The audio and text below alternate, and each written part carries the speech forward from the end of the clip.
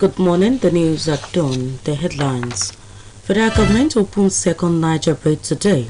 Southern Christians support same-faith ticket in 2023. 5 feared killed in Akwa Ibom. Court clash. China diplomat leaves UK over Manchester protester attack. Osun State Governor Senator Ademola Adeleke has expressed the readiness of his administration to make motor parks on the state secure and free from invasion by hoodlums. Governor Adeleke stated this while inaugurating the State Transportation Committee. He reiterated the commitment of his government to giving a facelift to the state transportation system in a way that will enhance commuters' convenience and economy. According to him, plans are on the way to build modern terminal parks to make human and vehicle movement easier. In his responses on behalf of other members of the committee, the chairman, Mr. Jola Akitola, assured that members of the committee will not betray the confidence reposed in them by Governor Ademola Adeleke. The federal government has ordered the opening of the second Niger bridge for use starting from midnight today. Minister of Works, Mr. Babatunde Fashola, stated this while inaugurating the bridge for use for 1 month during the Yuletide. Fashola, who took a walk around the bridge during the inspection, counseled road users applying the bridge to drive safely and responsibly in order not to defeat the purpose of constructing the project. The minister pointed out that President Muhammadu Buhari's purpose of completing the bridge was to save lives and alleviate poverty occasioned by waste of many hours resulting from gridlock on the Old First Niger Bridge. He noted that the opening of the second Niger Bridge would alleviate the sufferings of the motoring public who always experience gridlock during the Yuletide. He said it will be counterproductive if users of the bridge would become reckless and attract unnecessary mishaps upon themselves. According to him, part of the money used in constructing the bridge was looted funds recovered mostly from the United States of America. The Independent National Electoral Commission has alleged that some politicians were making frantic efforts to manufacture the bimodal voter accreditation system machine and hack into the Commission's server ahead of the 2023 general election. This was as it reiterated the electoral umpire's resolve to make the 2023 general election free and fair, adding that there will be simultaneous accreditation and voting on election days. The head of the Department of Voter Education and Publicity of INEC, Achumie Rex, stated this at a 2-day workshop for civil society organization on voter education. Fielding questions from participants shortly after delivering a paper titled Technology and 2023 Election Commission, Rex revealed that INEC was working round the clock to ensure that the integrity of its server was maintained during and after the elections. The Southern Nigerian Christian Vanguard says it is considering voting the APC presidential candidate Asiwaju Bola Tinubu in 2023 because the same-faith ticket is far better than another northerner retaining power after President Muhammadu Buhari leaves office. Speaking during its meeting in Owerri, Imo State, the national president of the Vanguard, Most Reverend Isaac Onwaobia, noted that it will be a grave injustice for another northerner to succeed President Buhari after 8 years. The group also warned that no southern presidential candidate should be condemned on the basis of his religion going into the election. A statement by Bishop Joseph Ajunjungwa, the executive secretary of the organization, quoted Nwambia as saying that it will be a grievous harm to the country's unity for another northerner to succeed the incumbent Buhari.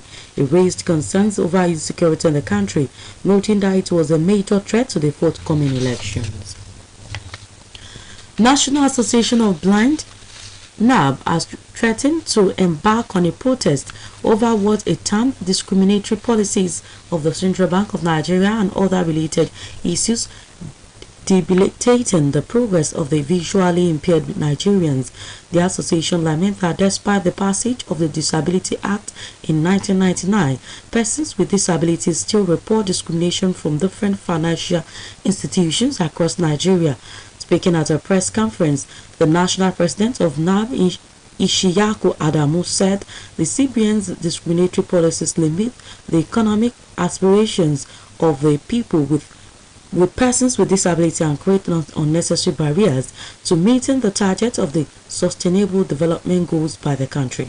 He claimed that the association's effort to meet with the management of the Apex Bank on the barriers faced by the visually impaired and other persons with disabilities had been futile.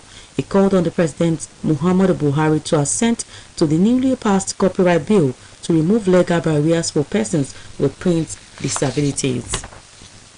This is the news that don't coming to you from Osun State Broadcasting Corporation, Voice of the West Nigeria. Now, our mid-news message. Government property is everybody's property. Proper maintenance is essential.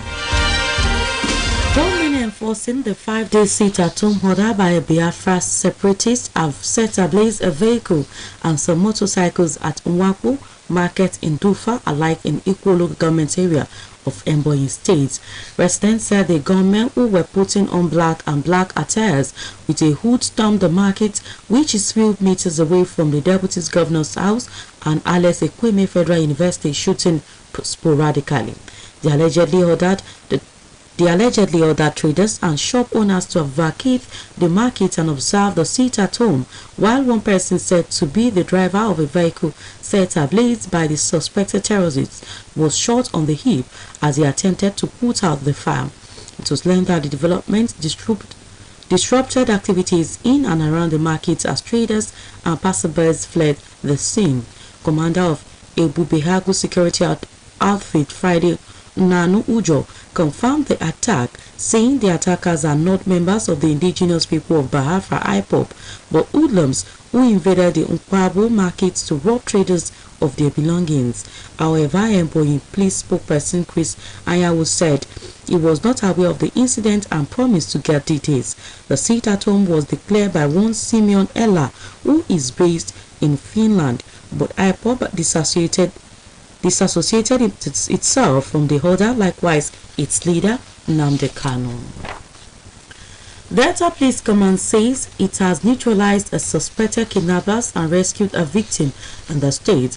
The commander's spokesman, DSP Bright Edafe, disclosed that the deceased was neutralized by the police operatives attached to the Ozoro Police Division in the Sokono local government area of the state.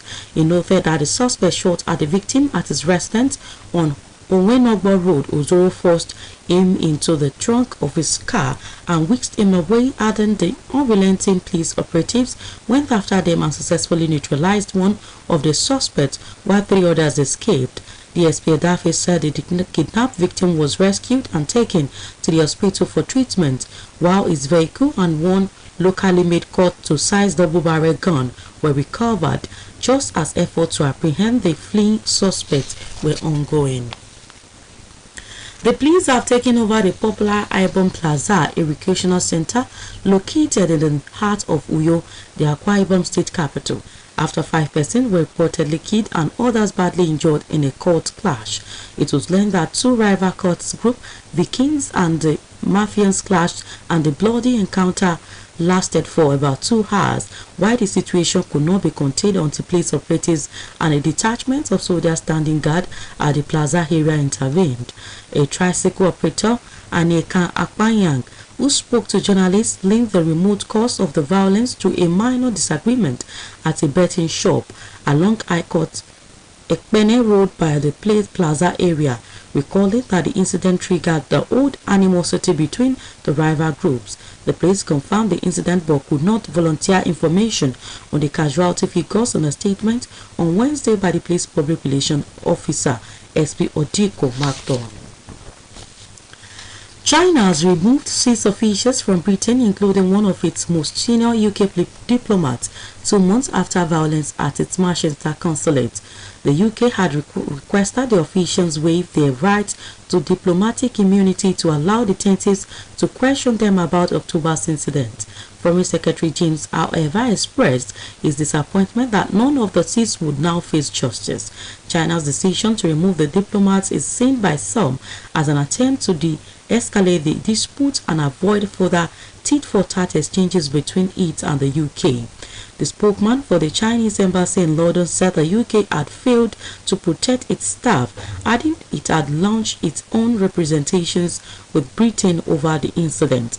UK officials made clear the embassy was fully aware that if the diplomats did not agree to take part in the police investigation, then there would be consequences.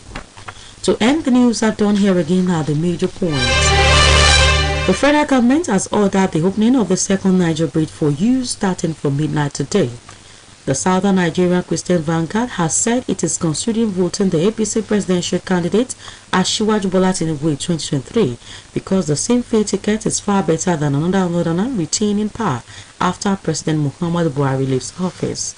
The police have taken over the popular Ibom Plaza, a recreational center located in the heart of Uyo, the Akwa Ibom state capital, after 5 persons were reportedly killed and others badly injured in a court clash. China has removed 6 officials from Britain, including one of its most senior UK diplomats 2 months after violence at its Manchester consulate. That was the news edited by Latifa Bola and delivered by Tolulokbe Ajanaku. News Talk today is a reaction to a revelation by National INEC Commissioner Abuja Zone on desperation by some politicians who engage in buying permanent voters' card ahead of 2023 general election. The piece is written by Adeboye Popola. Directorate's main force in achieving good governance for poverty alleviation is by duly exercising their voting rights. This could only be realized by avoiding monetary excitements from malfeasant cloaking in political apparels. Having said this, it is apposite to call on the Nigeria police to act speedily in launching manhunt for politicians engaging in procuring voter cards to perpetrate frauds in the next election. News Talk is of the view that unless the law is fully enforced, some desperate politicians would engage means to fraudulently scuttle the illegally binding electoral processes only to gain access to public treasuries. News Talk also posits that the law enforcement agencies should brace up for Herculean task of trafficking the politicians whose motive and intent is to perverse the electoral law to emerge winners in the next election. That news talk by Adeboye Popola described as highly despicable the sins being employed by some politicians to perverse the electoral processes and the general elections holding next year. The piece was read by Temitope Olaiwola. For more reports, you can visit www.osbcng.org. Thanks for listening to the news at dawn. Good morning. Ìròyìn ní kùtù àìrè o lórí rédíò Ọ̀ṣun. Ìròyìn ní kùtù àìrè o lórí rédíò Ọ̀ṣun. Ìròyìn tó yè kóró, ẹ̀kọ́ tó múnádóko, la ní kí ẹ wá gbọ́ o lórí rédíò Ọ̀ṣun. Ẹ kú ojúmọ́ o. Ìròyìn ní kùtù àì Síjúwadé Adésínà lóníròyìn yìí. Ṣáájú ẹ gbọ́ kókó tó wà nínú ìròyìn náà. Òní ní ìjọba àpapọ̀ yóò ṣe afárá Niger Delta fún ìgbòkègbodò ọkọ̀. Àwọn ọmọlẹ́yìn Kristi lápá gúúsù ilẹ̀ yìí sọ pé kò sóhun tó burú bí ẹlẹ́sìn kan náà bá dupò lọ́dún 2023. Èèyàn 5 ló kú ní fanáfanṣu ní Akwa Ibom nígbà tí àwọn ọmọ ẹgbẹ́ òkùnkùn tí wọ́n kọlura wọn. Ilẹ̀ China ti pè nínú àwọn tó ń sojú rẹ̀ ní ilẹ̀ Gẹ̀ẹ́sì wálé nítorí wàhálà tó ṣẹlẹ̀ ní Manchester. Ìròyìn rèé lẹ́kùnrẹ́rẹ́. Gómìnà ìpínlẹ̀ Ọ̀ṣun ti sọ nípa ìpinnu ìṣèjọba rẹ̀ láti mú kí ìgbòkègbodò ọkọ̀ kó rọrùn ní ìpínlẹ̀ yìí àti kí ààbò tó péye kó lè wà láwọn ibùdókọ̀ tí ó sì yọwọ́ àwọn ọmọ gànfẹ́ kúrò nínú ìṣàkóso agbègbè náà. Gómìnà Adémọ́lá Adélékè ló sọ̀rọ̀ yìí di mímọ̀ lásìkò tó ń ṣe ìfilọ́lẹ̀ ìgbìmọ̀ tí yóò ṣe àbójútó ètò ọ̀hún. Níbẹ̀ ló ti jẹ́lẹ́jẹ̀ pé ìjọba tó wà lóde yóò mú kí ọ̀rọ̀ ìgbòkègbodò ọkọ̀ kó rọrùn fún àwọn èrò, bẹ́ẹ̀ ni okòwò àti ọrọ̀ ajé yóò sì tún rọjú sí i. Gẹ́gẹ́ bó ti wí, ètò ti wà ńlẹ̀ láti lè kọ́ àwọn ibùdókọ̀ ìgbàlódé èyí tí ó mú kí ó rọrùn fún ọkọ̀ àti àwọn èrò láti máa lọ bó ti tọ́ àti bó ti yẹ. Nínú ọ̀rọ̀ rẹ̀, alága ìgbìmọ̀ tí gómìnà ṣe fi lọ́lẹ̀ ọ̀hún ọ̀gbẹ́ni Jọlá Akíntọ́lá fi ògùn ẹ̀gbárí pé ìgbìmọ̀ ọ̀hún kò ní já gómìnà Adémọ́lá Adélékè ní tàmá. Àti òru òní ní ìjọba àpapọ̀ ti pàṣẹ pé kí wọ́n máa lo afárá Niger kejì èyí tí yóò dín ìgbòkègbodò ọkọ̀ kù lásìkò ọdún yìí. Mínísítà fọ́rọ̀ iṣẹ́ òde ọ̀gbẹ́ni Babátúndé Fáṣọlá ló sọ̀rọ̀ yìí di mímọ̀ lásìkò tó ń ṣíde ọ̀rọ̀ tó ní ṣe pẹ̀lú lílo òpópónà ọ̀hún. Níbẹ̀ ló náà fún ara rẹ̀ ló ti rìn káàkiri orí afárá ńlá ọ̀hún láti lè mọ ipò tó wà àti bó ṣe gbéwọ̀n tó. Mínísítà ṣàlàyé lákùnrẹ́rẹ́ pé ààrẹ Muhammadu Buhari ó ṣe àgbékalẹ̀ afárá kejì ọ̀hún láti lè dín súnkẹrẹ gbàkẹrẹ ọkọ̀ kù èyí tó máa ń ṣẹlẹ̀ pàápàá jùlọ lásìkò ọdún lórí afárá ti àtijọ́ tí wọ́n ń lò. Ó wá rọ àwọn tí ó máa rin orí afárá ọ̀hún láti ṣe sùúrù fúnra wọn fún àmúṣe àgbékalẹ̀ ṣíṣe afárá náà lásìkò ọdún yìí, pẹ̀lú àfikún pé láàrin oṣù kan wọn yóò ṣe dánwò bóyá ti tó lò. Àjọ elétò ìdìbò nílẹ̀ yìí ti fẹ̀sùn kàn pé àwọn olóṣèlú kan ń dàbí ọgbọ́n láti ṣe ẹ̀rọ tó ń yẹ káàdì olùdìbò àti ojú olùdìbò tí a mọ̀ sí bivas o àti kí wọ́n lè tọwọ́ bọ òpó àjọ elétò ìdìbò kétò ìdìbò ọdún 2023 kó tó wáyé. Ọ̀gbà bẹ́ẹ̀ ló sọ pé àjọ elétò ìdìbò kàǹpé ló wà láti ṣe ètò ìdìbò tó gbóúnjẹ fẹ́ gbà wò bọ̀ fún àwọn aráàlú. Ọ̀gá àgbà ẹ̀ka ìlanilọ́yẹ̀ àti ìpolongo àjọ náà Akwime Rex ló sọ̀rọ̀ yìí di mímọ̀ pẹ̀lú àlàyé lẹ́kùnrẹ́rẹ́ pé gbogbo ohun tí àjọ ọ̀hún ń ṣe láti lè la àwọn èèyàn lọ́yẹ̀ kí wọ́n lè ṣe ojúṣe wọn bó ti tọ́ àti bó ti yẹ. Níbi ìpàdé ọlọ́jọ́ méjì fún àwọn tọ́rọ̀ kàn tó ti ka àpilẹ̀kọ ló ti sọ yìí di mímọ̀ pẹ̀lú àlàyé pé tọ̀sán-tòru ni àjọ ọ̀hún fi ń ṣiṣẹ́ láti lè mú kí ètò ìdìbò ọdún tó ń bọ̀ kó kẹsẹ̀ járí. Àgbáríjọpọ̀ àwọn ọmọlẹ́yìn Kristi tí a mọ̀ sí Southern Nigerian Christian Vanguard ti sọ pé kò sí ohun tó burú, ti sọ pé àwọn ti pinnu láti dìbò fún olùdíje lábẹ́ ẹgbẹ́ òṣèlú APC aṣáájú Bọ́lá Ahmed Tinubu lọ́dún 2023 nítorí pé òun àti igbákejì rẹ̀ ó jẹ́ ẹlẹ́sìn kan, pẹ̀lú àlàyé pé kò ní dáa tó kí ẹlòmíràn láti apá àríwá kó tún di ààrẹ ilẹ̀ yìí lẹ́yìn ààrẹ Muhammadu Buhari. Nígbà tó ń sọ̀rọ̀ níbi ìpàdé kan tí wọ́n ṣe ní Òwèrè ní ìpínlẹ̀ Imo, adarí ẹgbẹ́ náà ẹni ọ̀wọ̀ Isaac Nwaobia jẹ́ kó di mọ̀ pé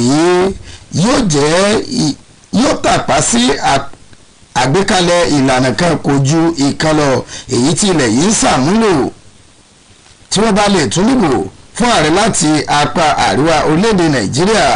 Ikọ̀ ń wá ṣe ìkìlọ̀ fún àwọn ènìyàn láti dẹ́kun fífẹnu tẹ́ńbẹ́lú àwọn olùdíje láti apá gúúsù ilẹ̀ yìí. Nínú àtẹ̀jáde náà ni Bíṣọ̀bù Joseph Ajuju Nwa tí í ṣe akọ̀wé àjọ ọ̀hún ti ṣàlàyé ẹ̀ lẹ́kùnrẹ́rẹ́ pé kò sí ohun tó burú tí èèyàn bá dìbò fún ẹni tó wù ú pàápàá jùlọ láì fi ti ẹ̀sìn sí i. Bẹ́ẹ̀ ló rọ àwọn olóṣèlú láti yàgò fún ọ̀rọ̀ àlùfànṣá lásìkò ètò ìdìbò tó ń bọ̀ yìí, pẹ̀lú àlàyé pé tí wọn ò bá dìbò fẹ́ni tó tọ́ ó ṣeé ṣe kó pagidínà ètò ààbò àti ìṣọ̀kan ilẹ̀ yìí.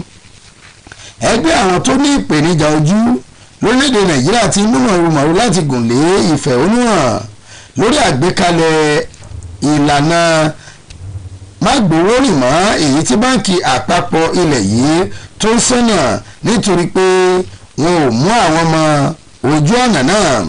Ẹgbẹ́ ọ̀hún ṣàlàyé pé kò yẹ kí báńkì àpapọ̀ ilẹ̀ yìí kó pa àwọn tìbí ejò ẹ̀jẹ̀ níwọ̀n ìgbà tí òfin tó kó àwọn ọmọ gbogbo àwọn èèyàn tó wà ti wà ńlẹ̀ láti ọdún 1999.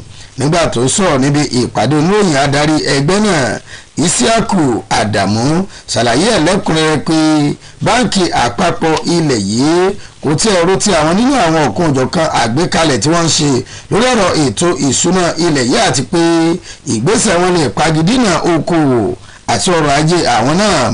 ẹgbẹ́ òun wá sọ pé gbogbo ìgbìyànjú àwọn láti fojú rinjú pẹ̀lú àwọn tó wà ní ìgbọ́nu ìdarí báǹkì àpapọ̀ orílẹ̀-èdè nàìjíríà òun ló ń já sí pàbó. bẹ́ẹ̀ ló rọ ààrẹ muhammadu buhari láti rí i pé wọ́n ṣe àwọn tó tọ́ táwọn náà yóò ṣe lè jẹ́ kẹ́nu wọn tọrọ láwùjọ. rédíò ọ̀sán alórèwọ̀ ńlá nàìjíríà láti ròyìn ẹgbẹ́ iṣẹ́ pàtàkì tá a ní fún yín. dúkìá ìjọba tó wà ní agbègbè rẹ̀ tí gbogbo wa ni má jẹ́ kó tọwọ́ rẹ̀ bàjẹ́. àwọn tó dì hánára ogun tó ṣe ìfimúlẹ̀ òfin kónílógbélé ọlọ́jọ́ 5 lápá ìlà oòrùn ilẹ̀ yìí ti dáná sun ọkọ̀ kan, bẹ́ẹ̀ ni wọ́n sì dáná sun àwọn ọ̀kadà ní gbajúgbajà ọjà tí a mọ̀ sí Nwanku èyí tó wà ní ìjọba ìbílẹ̀ Ikú ní ìpínlẹ̀ Ẹ̀bọ̀yì. àwọn olùgbé agbègbè ń sọ pé àwọn tó dì àmọ́ra ogun ọ̀hún ni wọ́n wọṣọ dúdú léra wọn tí wọ́n sì bẹ̀rẹ̀ sí ní yìnbọn sókè tó mú kí wọ́n ya wọ ọjà náà èyí tó wà lẹ́gbẹ̀ẹ́ ilé igbákejì gómìnà ìpínlẹ̀ ọ̀hún tí kò sì jìnnà sí fásitì ìjọba àpapọ̀ tí a mọ̀ sí Ekwueme Federal University. àwọn tó sọ̀rọ̀ pẹ̀lú àwọn olóyìn ṣàlàyé pé ṣe ni àwọn tó dì àmọ́ra ogun ọ̀hún ní kí àwọn ọlọ́jà palẹ̀ wọn mọ́ tí wọ́n sì dáná sun ọkọ̀ kan níwájú ìta. àsìkò tí ẹni tó lọkọ̀ ń gbìyànjú láti pa nínà ni wọ́n fún ní ìbọn nítan. ròyìn fi yé ni pé wàhálà tó ṣẹlẹ̀ nínú ọjà ń mú kí gbogbo nǹkan kó pa lọ́lọ́. àmọ́ ṣá ọ̀gá àgbà ètò ààbò lágbègbè náà Friday Nnanana jẹ́ kó di mọ̀ pé ìkọlù náà ó ní ó wáyé àmọ́ tí kìí ṣe láti ọwọ́ àwọn ọmọ ikọ̀ IPOB bí kò ṣe àwọn gídígànkú tí ò sẹ́ni tó mọ̀ wọ́n. iléeṣẹ́ ọlọ́pàá sọ pé àwọn ti ń tọpinpin ìṣẹ̀lẹ̀ ọ̀hún báyìí nítorí pé kò tí ì sí àrígbámú ìròyìn kan táwọn ní lọ́wọ́. àṣẹ kónílé-gbélé ní igun kan lára àwọn ikọ̀ IPOB tí a mọ̀ sí Simon Elia ló pa ní nǹkan bí ọjọ́ díẹ̀ sẹ́yìn láti ilẹ̀ Finland tó fi kalẹ̀ sí. iléeṣẹ́ ọlọ́pàá ìpínlẹ̀ Delta sọ pé àwọn ti dóńlà ẹ̀mí ẹnìkan lọ́wọ́ àwọn ajínigbé táwọn sì pa ọ̀kan lára àwọn ajínigbé náà kí 3 nínú wọn tó na pápá bora.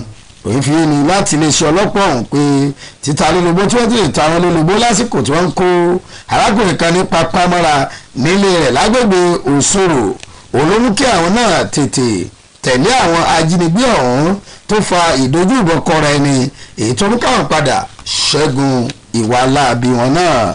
àmọ́ sáré ṣàlàyé pé àwọn 3 ló sá lọ lára àwọn táwọn sì ti dá ẹnìkan tí wọ́n dóńlà ọ̀hún sílẹ̀ sí ilé ìwòsàn láti lè gba ìtọ́jú tó péye.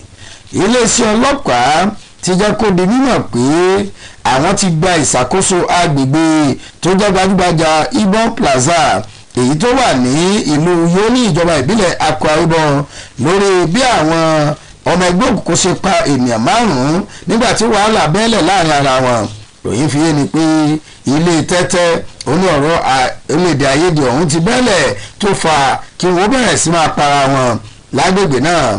iléeṣẹ́ ọlọ́pàá jẹ́ kó di mọ̀ pé àwọn ti bẹ̀rẹ̀ ìwádìí àwọn lórí ìṣẹ̀lẹ̀ ọ̀hún.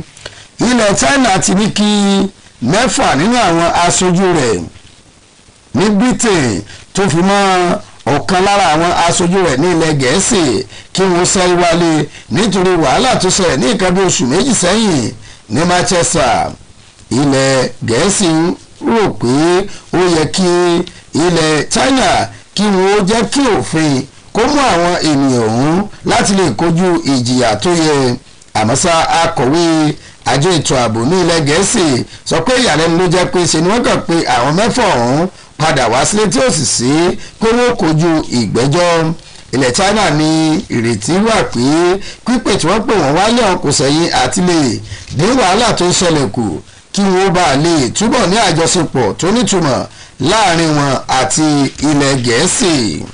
ká tó parí ìròyìn ní kùtù ẹgbẹ́ kókó àti mẹ́nubà lẹ́ẹ̀kan sí ìjọba àpapọ̀ yóò ṣe afárá ńlá Niger kejì fún lílò láti lè dín ìpòkìpodò ọkọ̀ kù lásìkò ọdún yìí.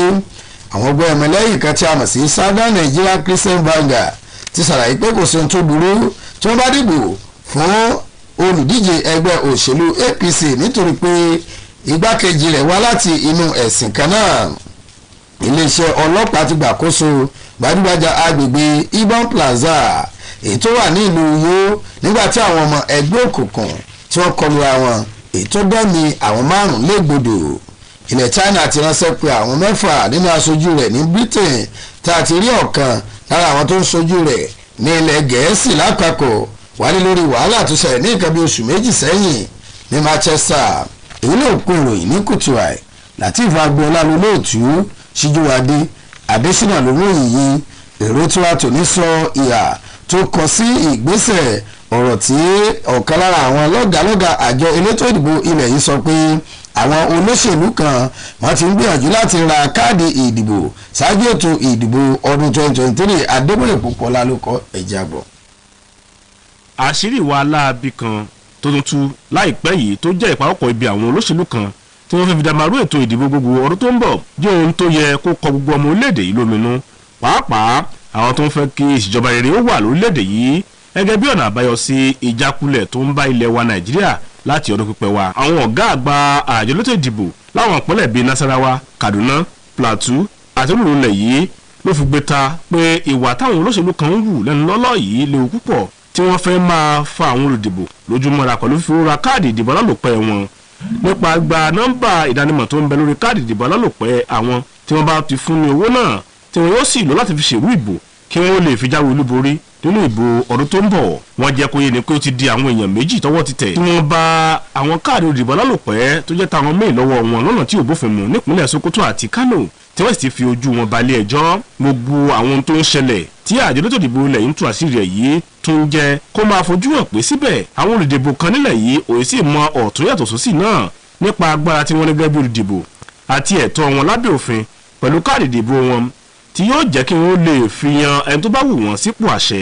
ó jẹ́ ohun tó bá ní lọ́kàn jẹ́ púpọ̀ pé àwọn tá a gbójú okùn lé wọn ò jẹ́ ní agbára rárá láwọn tó yẹ kí wọ́n jẹ́ atúnlùṣe tó jẹ́ pé àwọn náà ni wọ́n á ń fa owó agbo lọ síwájú ilẹ̀ ìsẹ́yìn nídìí ojúṣe tí àwùjọ fi lé wọn lọ́wọ́ tó jẹ́ pé ìdarí àwọn èèyàn pàápàá àwọn olùdìbò síbi tó yẹ ló yẹ kó jẹ́ níṣẹ́ ni wọ́n tún wá ń fi ìwà ẹ̀tàn wọn fi kọrí àwọn èèyàn sígbó tí àyọrísí ìwà bí eléyìí sì jẹ́ ohun tó ń fa ìwà jẹgúdújẹrá tó ti gògò nílẹ̀ yìí láti ìgbà ìpẹ́ wa tó fi mọ́ àìsí ìbọ̀wọ̀ fófin àti àìsòótọ́ nídìí àmójútó burúkú tó lọ́run fi jíǹkì ilẹ̀ yìí àti àìsí àmójútó gidi fún ètò ọrọ̀ ajé ilẹ̀ yìí tó ń pagidídàn ìdàgbàsókè orílẹ̀-èdè láti ọ̀pọ̀ ọdún sẹ́yìn. gbogbo ìgbà ni àkọọ́lẹ̀ ń jẹ́ kó yé ni nípa bí iṣẹ́ òun òṣìṣẹ́ ń fojoojúmọ́ gbogbo sí lórílẹ̀-èdè yìí pẹ̀lú báwọn ọmọ orílẹ̀-èdè yìí tó ń rámù nínú iṣẹ́ òun òṣìṣẹ́ ń pọ̀ sí lójoojúmọ́ tí ọ̀pọ̀ oní oore ọ̀fẹ́ oúnjẹ mẹ́ta lójúmọ́ mọ́ tí ọ̀rọ̀ ààbò tó ń fi gbogbo ìgbà mẹ́ẹ̀ẹ́ sí láti bí ọdún 10 sẹ́yìn náà sì tún mú kí iṣẹ́ òun òṣì òun ó máa pọ̀ sí. tí a bá fẹ́ mú kí gbogbo àwọn ìdíwọ́ àti ìdènà yìí ó dópin